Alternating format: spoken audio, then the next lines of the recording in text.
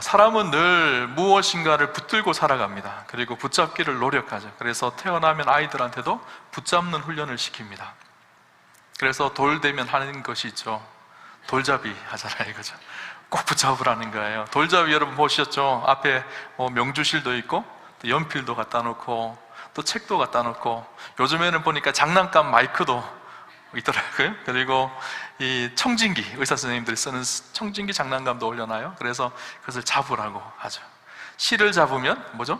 수명이 길게 되어진다라는 거예요. 그리고 연필을 잡으면 학자가 되어지는 것이고, 돈을 잡으면 부자가 되어지는 거. 제가 이 돌예배를 인도하러 예전에 간 적이 있는데, 할아버지 할머니 신앙이 너무 좋아서 돌잡이를 하는데 성경책을 올려놨어요. 그러니까 이 성경책을 잡으려고 아이가 손을 내미니까 부모님 손을 이렇게 돌리더라고요. 다른 것을 잡으라고, 그죠? 근데 이 돌잡이를 보면서 그런 생각을 했어요. 오늘 우리의 현실이 그 돌잡이 속에 녹아 있지 않나라는 생각이 듭니다. 우리는 세상의 그 무엇을 잡아야지 우리 인생이 행복하고 승리한다고 생각을 합니다. 그런데 신앙은 무엇인가 하면요, 세상에 잡고 있는 것을 놓으라고 하는 것이 신앙이에요. 세상에 잡고 있는 그 무엇을 놓아버리고 하나님을 의지하고 하나님을 붙잡는 것이 믿음으로 사는 것이죠. 그죠? 이용규 선교사님이 쓴 내려놓음이라는 책에 보면 아주 유명한 일화가 있죠. 여러분 많이 들어보셨을 거예요.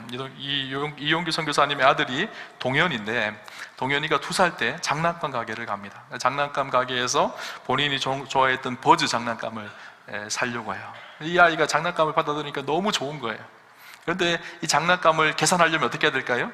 이 장난감을 계산대 위에 올려놔야 되잖아요. 그래야지 바코드를 찍고 계산을 하잖아요. 그런데 이 아이가 놓지를 못하는 거예요, 자기 거라고. 그래서 결국은 이용규 선교사님이 그 아이를 번쩍 들어서 계산대 위에 아이를 올려놓고 그렇게 바코드를 찍었다는. 그런데 그 모습 속에 하나님 주시는 인사이트가 있었습니다. 아이가 장난감을 내려놔야지 진짜 자기 것이 되는 것처럼 하나님 앞에 우리의 욕심과 욕망을 하나님 앞에 내려놓을 때 하나님께서 우리의 인생을 이끌어 가신다라는 그 인사이트를 얻게 되어지죠. 그래서 그 책에 보면 이렇게 기록합니다. 하나님 앞에서 우리의 모습도 이와 비슷하지 않은지 돌아보게 된다. 영적으로 아기인 우리는 내려놓으면 빼앗긴다고 생각한다. 그래서 더 움켜쥐려고 노력한다. 결국 그렇게 잡고 있는 한 그것들은 진정한 우리 것이 되지 못한다. 오히려 그것들이 우리를 옥죄게 된다. 우리가 잡고 있는 문제는 우리가 쉽게 해결할 수 없다. 그렇지만 하나님께 나의 문제를 내려놓고 인생의 계획까지 내어드린다면 해결받을 수 있다. 그러려면 내 것을 내려놓는 과정이 필요하다. 그럼 믿음으로 산다라는 것은요, 하나님 앞에 내가 잡고 있는 것을 내려놓는다라는 의미예요. 그리고 하나님을 의지하고 하나님을 붙잡고 살아간다는 것이죠. 그래서 내려놓는 과정이 반드시 필요합니다. 오늘 성경에 보면 자기의 욕심과 욕망을 꼭 붙잡고 내려놓지 않는 한 사람이 나옵니다. 누군가 하면 야곱이에요. 그죠? 야곱의 이름의 뜻이 무엇인지 아시죠? 야곱의 이름의 뜻은요, 붙잡는 자라는 뜻이에요. 형 에서와 야곱이 어머니 태중에 있을 때 형이 먼저 출산을 하려고 하니까 그 형의 발뒤꿈치를 붙잡고 나왔다고 해서 야곱입니다. 발뒤꿈치를 잡은 자라는 뜻이에요.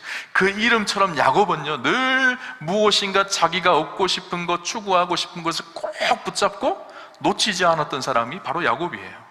그래서 형 에서가 받아야 될 장자권과 축복권을 얻기 위해서 아버지를 속이고 형을 속여서 그것마저도 자기 것으로 만들어버립니다. 나중에 형이 이것을 속았다라는 사실을 알고 야곱을 죽이려고 하죠. 야곱이 형을 피해서 바단 아람으로 외삼촌 라반의 집으로 도망을 갑니다. 도망을 가는 중에 외롭고 고독하게 광야에 있을 때 베들에서 하나님께서 야곱을 만나 주시죠.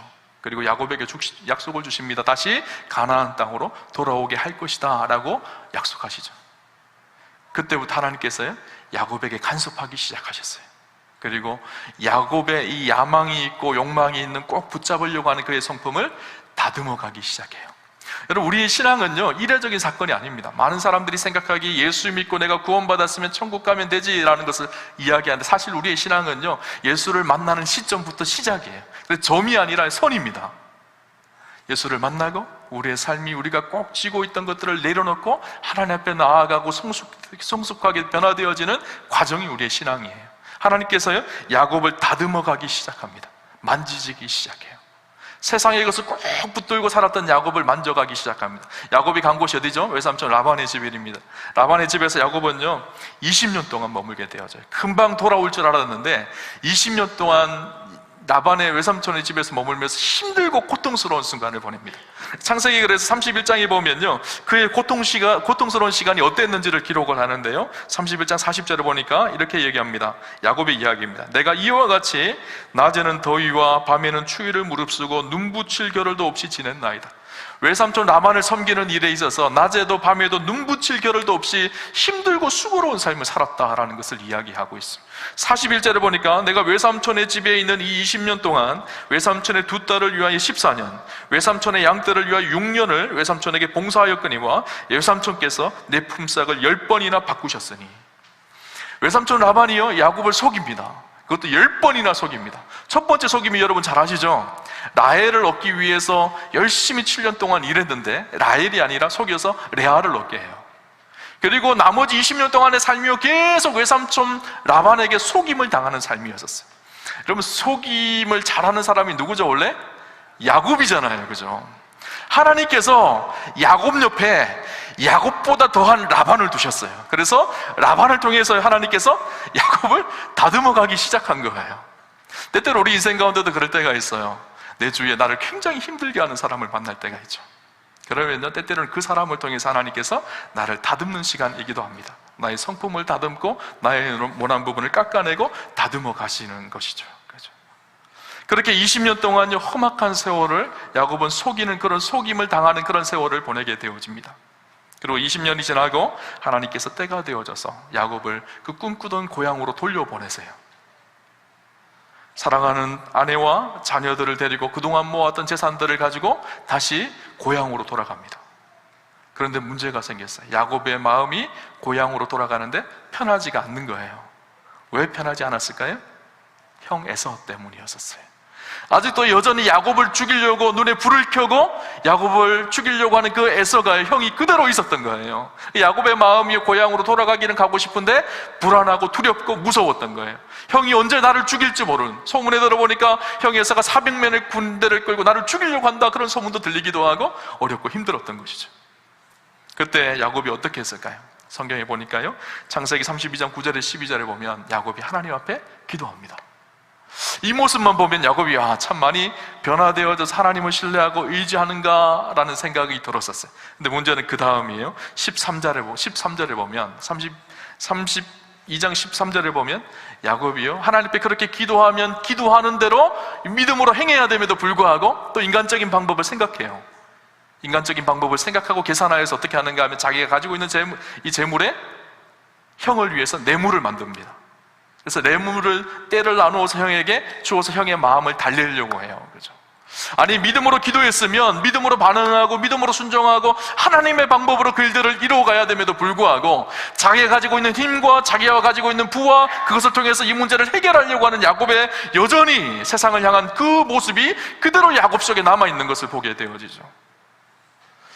오늘 우리가 때때로 믿음으로 산다고 하지만 우리도 그럴 때가 있어요. 기도하고 하나님 앞에 뜨겁게 예배드리고 감격하며 하나님 앞에 감사하며 은혜 받았다고 그렇게 이야기를 하지만 교회 문밖만 나가면 금방 세상적인 방법으로 세상적인 모습으로 모든 문제를 풀어가고 열어가려고 하는 우리의 마음이 야곱처럼 그렇게 살아가는 우리의 모습이 여전히 우리 안에 있는 것이죠. 야곱뿐만 아니라 야곱의 아내 라헬에게도 똑같은 모습이 나타납니다. 라헬도 야곱과 함께 아버지 집을 떠나서 나옵니다. 그러면 야곱을 따라간다라는 말은 무슨 의미일까요? 야곱의 하나님을 섬기고 이제는 야곱의 하나님과 함께 하겠다라는 믿음의 고백이 그 속에 담겨져 있는 거예요. 그런데 라헬이 아버지 집 라반의 집을 떠나면서 무엇을 훔쳐서 나오죠? 드라빔을 훔쳐서 나옵니다. 드라빔은 무엇인가 하면요 가정에 세워놓은 가정의 우상이에요. 그들이 믿는 가정의 수호신이에요. 그러니까 이 라헬의 마음속에는 두 가지 마음이 다 있었던 거예요. 하나님을 섬긴다고 하지만 동시에 지금까지 자기 가정을 지켜줬다고 생각하는 그 드라빔을 포기하지 못하는 거예요. 그 드라빔을 숨겨서 나와서 위기가 찾아왔을 때, 어려움이 찾아왔을 때 내 인생을 구원해 주는 것이, 이 문제를 해결해 주는 것이 드라빔이라고 그는 생각하고 있는 것이죠. 오늘 우리 안에도 그렇습니다. 하나님을 섬긴다고 하지만 여전히 세상 속에는요 세상의 방법으로만 이것을 풀어가려고 하고 세상의 방법으로 살아가려고 합니다. 교회 안에서의 삶과 교회 밖에서의 삶이 너무너무 다를 때가 많죠. 이런 야곱의 삶은요, 그 결론이 무엇일까요? 오늘 성경에서 말하는 것처럼 그 결론은 무엇인가 하면 첫 번째는 불안과 두려움이었었어요. 인간적인 방법을 다 조치를 해놨지만 그럼에도 불구하고 찾아오는 불안감을 어떻게 할 수가 없습니다. 그래서 22절에 보면 야곱이 밤에 일어나 있었다고 그렇게 성경은 이야기합니다. 밤에는 잠자는 시간이잖아요. 잠이 안 오는 거예요. 두렵고 무섭기 때문에, 형이 무서워서. 인간적인 방법으로 뇌물도 쓰고 다 해봤지만 마음속에 이 두려움이 쉽게 해소되지 않는 거예요. 밤새도록 잠을 자지 못하고 두려워하고 있는 거예요. 그죠? 또 찾아오는 것이 무엇이었을까요? 고독함과 외로움이에요. 아내를 떠나보내고 또 자녀들도 다 보내고 나서 야복강 나루에서 혼자 고독하니 쓸쓸하니 외롭게 있는 야곱의 모습. 여러분, 오늘 현대인 우리의 모습은 아닌가요? 늘 두렵고 늘 염려되고 그래서 잠도 오지 않고 혼자 외롭고 쓸쓸하고 고독한 우리의 인생의 모습이 이 모습 아닌가요? 그 이유가 무엇일까요? 우리가 하나님을 의지한다고 하지만 사실은 하나님을 의지하는 것이 아니라 세상의 그 무엇을 붙들고 세상의 그 무엇을 의지하여서 내 인생의 키를 내가 붙잡고 내 인생을 내 문제로 풀어가려고 하기 때문에 늘 두렵고 어렵고 외롭고 고독한 거예요. 그죠?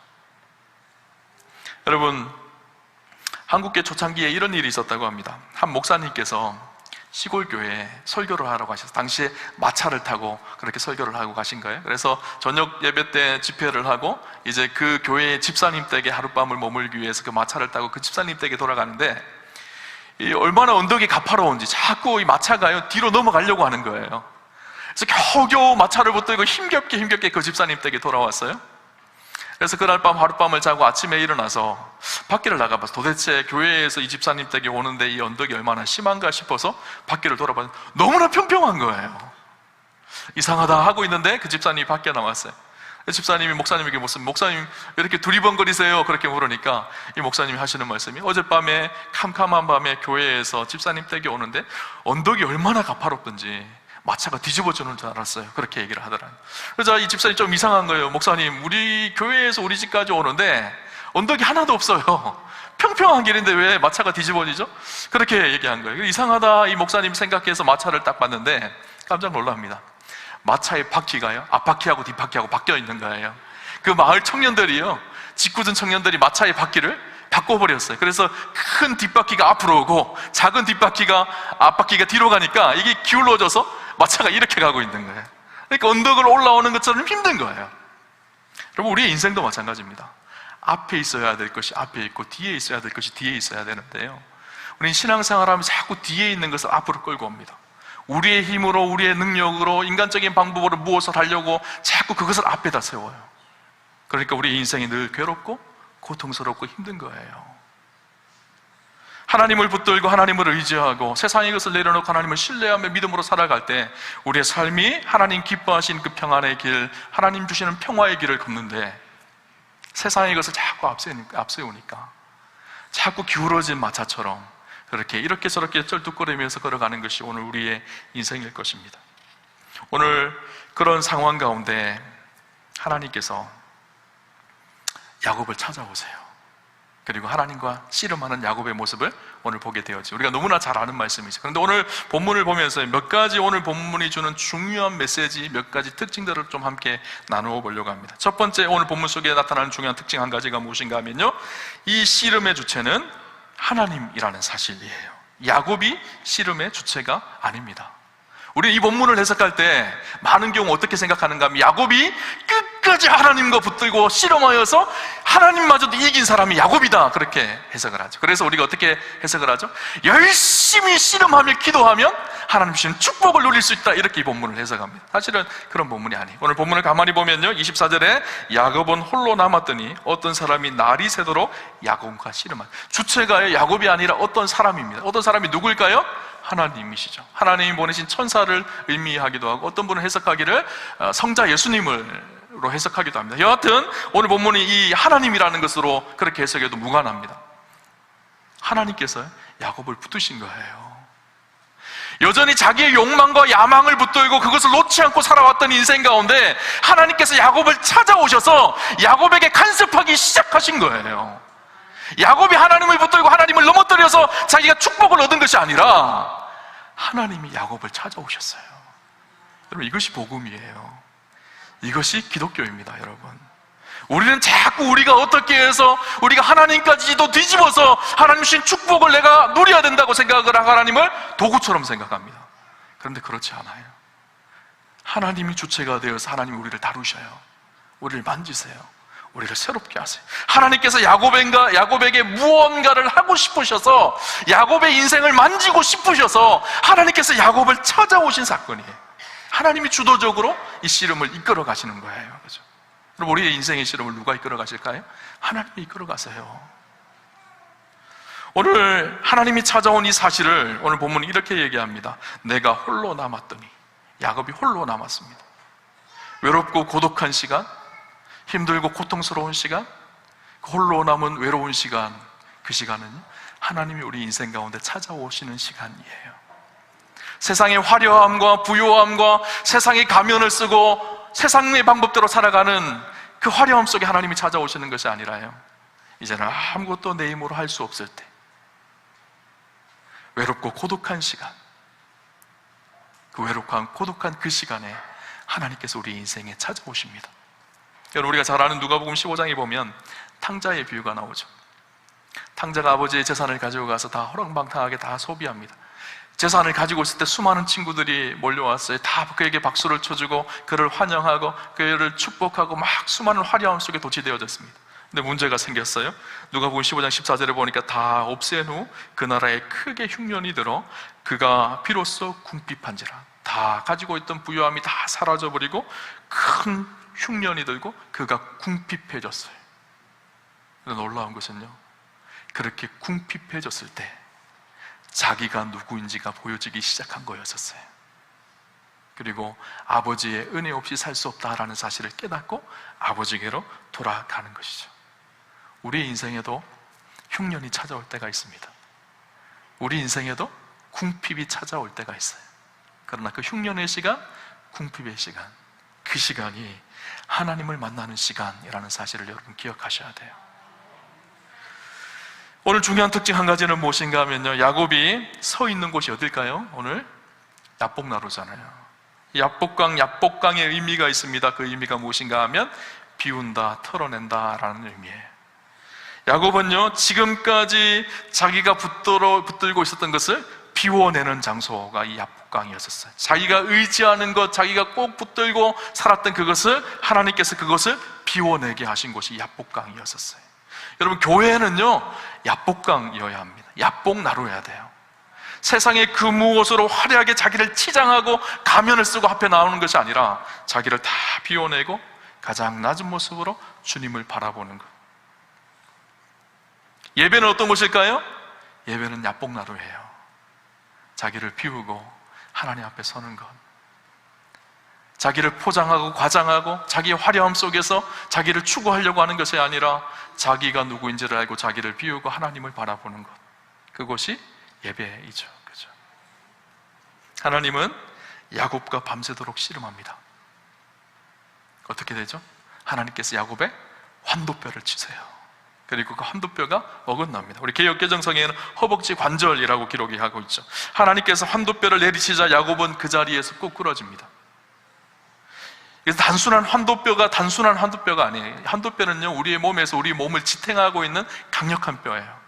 우리 몸에서 가장 강한 뼈이기도 합니다. 이 환도뼈가 상징하는 것이 있습니다. 야곱의 모습을 대변하는 것이 환도뼈예요. 지금까지 자기는 굉장히 강한 사람이라고 생각했어요. 내가 인간적인 방법으로 내 욕망과 내 욕심을 내 힘으로 다 성취할 수 있는 그런 인생이라고 자기가 생각한 거예요. 근데 하나님께서 그 환도뼈를 치셨어요. 세상적인 힘과 자랑, 이 모든 것들이요 다 야곱의 환도뼈였습니다. 야곱은 이 둘째 아들로 태어나서 자기의 욕심에 따라서 형의 장자권과 축복권을 뺏었던 사람이에요. 자기 힘이면 장자권마저도 축복권마저도 뺏을 수 있다라고 생각한 사람, 자기 힘으로 큰 부자가 되었습니다. 또 마음 먹으면 내 인생에 안 되는 일이 없다고 생각했던 사람이요 바로 야곱이었었어요. 자기가 생각한 모든 목적을 이루는 것이 야곱이었었어요. 그러나 그 야곱의 인생이 환도뼈를 맞고 하나님 앞에 환도뼈를 맞고 꼬꾸러진 거예요. 야곱은 한도뼈를 맞고 꼬꾸러진 그 순간부터 진짜 하나님을 붙들기 시작합니다. 인생의 가장 밑자리에서 신음하면서 하나님과 싸워 이기려고 했던 야곱은 하나님께 환도뼈를 맞고 그 자리에서 하나님께 무릎을 꿇기 시작한 거예요. 세상 붙들고 있던 그의 손이 힘이 빠지기 시작한 거예요. 이제는 하나님의 은혜 없이, 하나님과 함께함 없이 살 수 없는 존재라는 사실을 그가 깨닫게 되어진 것이죠. 여러분, 우리 인생에도요, 환도뼈가 어긋날 때가 있습니다. 나는 건강하다고 생각했는데 어느 순간 건강이 하루아침에 무너지는 때가 있어요. 나는 부자라고 생각했습니다. 이 정도면 넉넉하게 살겠다고 생각을 했습니다. 그런데 한순간에 우리가 가지고 있던, 우리가 의지했던 돈이 사라져버리는 때가 우리 인생 가운데 찾아올 때도 있어요. 내가 내 힘으로 모든 것을 다 할 수 있다고 생각을 했는데 하나님의 능력과 은혜 없이는 한순간도 내가 살 수 없다라는 사실을 깨닫는 때가 있습니다. 그때가요, 환도뼈가 무너지는 날이에요. 근데 놀라운 것은요, 그 환도뼈가 무너질 때 야곱은요, 하나님을 바라보기 시작했어요. 하나님을 의지하기 시작한 거예요. 하나님만이 나의 살 길이라는 사실을 알게 되어진 거예요. 그래서 오늘 성경에 보면 창세기 32장 26절에 야곱이 이렇게 고백합니다. 그가 이르되 날이 세려하니 나로 가게 하라. 야곱이 이르되 당신이 내게 축복하지 아니하면 가게 하지 아니하겠나이다. 저는 이 말씀이 이렇게 들려졌어요. 하나님께서 나 도와주시지 않으면 내가 움직일 수가 없습니다. 하나님께서 내 인생을 축복하지 아니하시면 내가 한순간도 살 수 없는 존재가 나입니다. 자기를 인식하고 하나님 앞에 자기가 누구인지를 깨달은 거예요. 호세아 12장 4절에 보면요, 오늘 야곱의 이 사건을 호세아는 이렇게 기록을 합니다. 천사와 겨루어 이기고 울며 그에게 간구하였으며 하나님은 베델에서 그를 만나셨고 거기에서 우리에게 말씀하셨는, 천사와 겨루어 이기고 울며 그에게 간구하셨다라는 거예요. 그럼 천사와 겨루어, 하나님과 겨루어 이겼는데 야곱은 뭐 했다고요? 울었다라고요. 아니, 이겼으면 기뻐해야 되잖아요. 근데 울었다라는 거예요. 왜 울었을까요? 자기가 지금까지 의지하면서 억척스럽게 살았던 자기 인생 속에 불안과 두려움이 찾아와서 그 문제를 해결할 수 없었는데 이제 그 모든 것, 자기가 붙들고 있던 것들을 내려놓는 눈물이었었어요. 하나님 앞에 처절하게 낮아지는 눈물이었었습니다. 가장 정직하고 처절한 눈물이 야곱의 눈에서 흐르게 되어진 것이죠. 야곱의 인생 가운데 진짜 하나님을 만나게 되어진 거예요. 여러분, 우리 인생 가운데도요, 야곱 같은 그런 인생의 환도뼈가 부러지는 위기가 찾아올 때가 있습니다. 그러나 어떤 사람은 그 환도뼈가 부러져서 좌절하고 쓰러지고 더 이상 소망이 없다라고 말하지만, 그러나 어떤 사람은 그 환도뼈가 부러지는 그 상황 속에 하나님을 만나고 오히려 그 위기가 축복이 되는 은혜를 경험하는 사람들이 있죠. 오늘 야곱의 이 씨름은요, 야곱의 인생을 바꾸는, 야곱의 운명을 바꾸는 씨름이었습니다.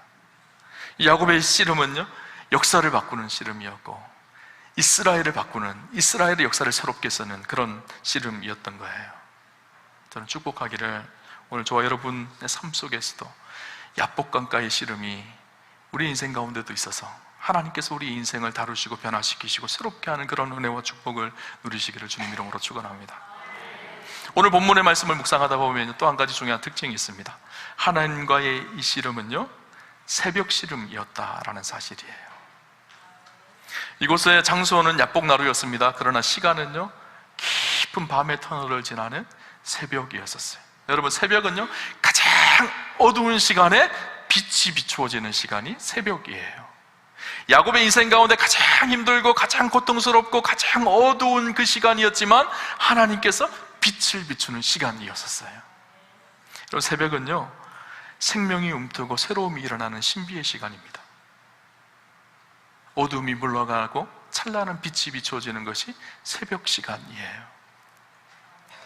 우리 주님은요, 그래서 새벽 시간 오히려 미명에 기도하셨다라고 말씀하고 있었어요. 성경에 보면 새벽에 놀라운 하나님의 일들을 일으켜 가시는 것을 보게 되어집니다. 혹시나 여러분 캄캄한 어둠 같은 우리의 인생의 홍해가 우리의 인생을 가로막고 있나요? 새벽은요, 홍해가 갈라지는 시간이에요. 우리 인생을 붙들고 있는 여리고성이 있나요? 새벽은요, 여리고성이 무너지는 시간이에요.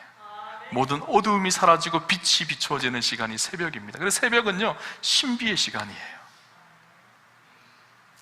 그럼 혹시나 여러분의 인생 가운데 야곱같이 외롭고 고독하고 불안과 두려움이 우리 인생 속에 찾아와서 이러지도 못하고 저러지도 못하는 상황 속에 처해 있나요? 여러분, 새벽의 시간을 활용하십시오. 하나님께서 이 어둠을 몰아내시고 빛의 시간으로 바꾸는 시간이요, 새벽 시간이거든요. 신비와 은혜가 있는 시간이요, 새벽 시간이에요. 야곱의 이름이 이스라엘로 바뀌어지는 시간이요, 새벽 시간이에요. 여러분, 진짜 승리가 무엇인지 아세요? 진짜 승리는요, 내가 하나님을 넘어뜨려서 하나님의 축복을 받는 것이 진짜 승리가 아니에요. 오늘 새벽 씨름을 한 이 야곱에게 하나님께서 물으십니다. 뭐라고 물으시죠? 내 이름이 무엇이냐? 여러분, 하나님이 야곱의 이름을 몰랐을까요? 아니에요. 하나님 야곱을 알고 계시는 분이시죠. 근데 왜 야곱의 이름을 다시 물었을까요? 이것은 야곱의 정체성을 물은 거예요. 하나님, 내 이름이 무엇이냐? 하나님, 제 이름은 야곱입니다. 그 이름의 뜻이 뭐라고 했죠? 붙잡는 자입니다. 끝까지 붙잡고 내 욕심대로 무엇인가를 성취했던 것이 야곱의 인생이 야곱의 이름 속에 다 녹아져 있었던 거예요. 그때 하나님께서 뭐라고 하시죠? 더 이상 너를 야곱이라 하지 않고 이스라엘이라 하라. 이스라엘의 이름의 뜻이 무엇인지 아세요? 하나님과 겨루어 이겼다라는 뜻이에요. 근데 신기하죠? 여러분, 야곱이 하나님과 겨루어 이겼나요, 진짜? 아니, 환도뼈 한 대 맞고 KO패 당했어요. 그런데 이겼다고 말씀하세요. 우리는요, 이 본문을 보면서 하나님을 넘어뜨려서 이겨야 된다 생각해요. 그러면 하나님이 우리에게 축복을 주신다라고 생각을 하는데, 그래서 밤새도록 기도해야 된다, 이렇게 얘기를 많이 적용을 해요. 그런데 사실 이 본문은요, 하나님께서요, 야곱을 이겼다고 여겨주신 거예요. 승리했다고 여겨주신 거예요. 야곱이 하나님 앞에, 하나님, 나는 아무것도 아닙니다, 하나님의 은혜 없이, 하나님이 주시는 축복과 능력 없이 하루도 살 수 없는 연약한 존재입니다. 환도뼈가 부러져서 꼬꾸러져서 하나님 앞에 가장 낮은 모습으로 엎드렸을 때 그의 인생이 진짜 이긴 인생이라고 하나님께서 그를 여겨주신 거예요. 그래서 그 이름을 이스라엘이라고 하셨어요. 이스라엘의 역사는 여러분 잘 아실 거예요. 이스라엘의 역사는 교만하여서 내가 하나님도 이긴다 하는 역사가 아니었었어요. 하나님 앞에 낮아져서 하나님 붙들고 하나님 의지하면 승리하는 인생이, 승리하는 역사가 이스라엘 역사였었어요. 우리 인생도 마찬가지입니다. 진짜 승리가 무엇일까요? 하나님 앞에 나와 항복하고 내가 의지하는 것들을 내려놓고 하나님을 의지하는 것, 그것이 진짜 승리이죠. 그렇게 집착했던 것을 포기하고 하나님을 붙잡는 것, 이것이 승리입니다. 여러분, 무엇 붙잡고 살아가시나요? 야곱이 아니라 이스라엘로 살아가는 축복과 은혜가 저와 여러분 가운데 있으시기를 주님 이름으로 축원합니다. 기나긴 밤 그 싸움 끝에 오늘 보면 31절은 이런 결론을 내립니다. 그가 분이엘을 지날 때에 해가 돋았고 그의 허벅다리로 말미암아 절었더라. 여러분 생각해 보세요. 한번 상상해 보세요. 저쪽에 찬란한 해가 딱 떠올라요. 그 해 아래에서 야곱이 쩔뚝쩔뚝거리면서 걸어가고 있어요. 몸은 쩔뚝쩔뚝 상처가 나서 힘들지만 그의 얼굴은 어땠을까요? 영광스러웠어요. 해가 새롭게 떠올랐습니다. 그 새로운 해가요, 어제의 해와 오늘의 해는 똑같은 해예요. 야곱에게는요, 어제의 해와 오늘의 해는요, 완전히 다른 해예요. 어제의 해는요, 불안과 두려움과 염려와 외로움과 고독함이 있는 해였었어요. 그러나 오늘 떠오르는 그 해는 하나님의 얼굴과 같았어요. 그래서 그곳을 분이엘이라고 합니다. 하나님의 얼굴이라는 뜻이에요. 하나님의 얼굴, 하나님을 만나는 영광을 야곱은 그곳에서 경험하게 되어진 것이죠. 오늘 하나님께서 우리에게 물으십니다. 내 이름이 무엇이냐? 하나님의 이 물음 앞에 아직도 야곱입니다, 이렇게 살아가는 우리의 인생이 아니었으면 좋겠어요. 야곱 같은 우리의 인생이지만 하나님께서 이스라엘로 바꿔주시는 축복과 은혜가 오늘 귀한 예배를 통해서 저와 여러분 가운데 있으시기를 주님 이름으로 축원합니다. 오늘 그래서 예배를 드리고 나갈 때요, 바라보는 태양이 달라 보였으면 좋겠어요. 하나님의 얼굴이 그 속에 보여줬으면 좋겠어요. 영광스럽게 내 인생을 이끌어 가시는 그 하나님, 그 하나님을 만나고 감격하고 감사하고, 비록 육신에는 환도뼈가 부러져서 절뚝거리지만 그것이 오히려 영광의 상처가 되어서 하나님과 동행하며 승리하는 이스라엘이 되었던 야곱처럼, 저 여러분의 인생이요, 야곱에서 이스라엘이 되어지는, 승리자가 되어지는 그런 축복과 은혜가 있으시기를 주님 이름으로 축원합니다.